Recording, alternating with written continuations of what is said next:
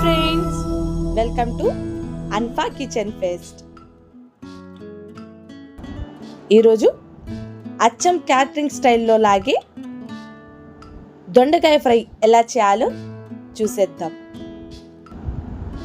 1/2 kg దొండకాయల్ని తీసుకొని శుభ్రంగా కడిగి ఇలా ఎడ్జెస్ కట్ చేసి సన్నగా పొడవుగా కట్ చేసి తీసుకోవాలి. ఇదే విధంగా మొత్తం దొండకాయలని ఇలా పొడవుగా కట్ చేసి తీసుకోవాలి. ఒక ప్యాన్లో 2 స్పూన్స్ పచ్చిశనగపప్పు, 1 స్పూన్ వేరుశనగపప్పు, 1 స్పూన్ ధనియాలు వేసి బాగా రోస్ట్ చేసుకోవాలి. ఇలా కలర్ చేంజ్ అయిన తర్వాత ఒక మిక్సర్ జార్లో వేసుకోవాలి.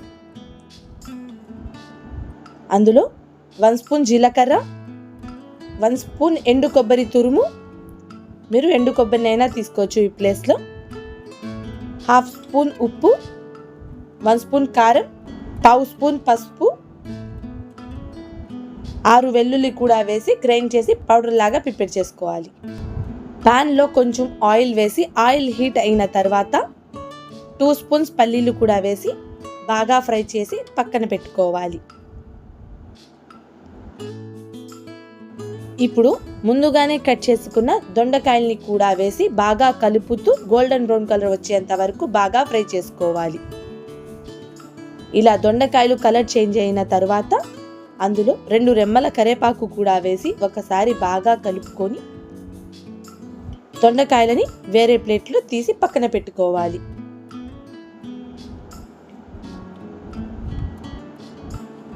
ఇలా ఎక్సెస్ ఆయిల్ని మొత్తం తీసేసి అదే ప్యాన్లో ముందుగానే ఫ్రై చేసుకున్న పల్లీలు దొండకాయలు కూడా వేసి ముందుగా గ్రైండ్ చేసుకున్న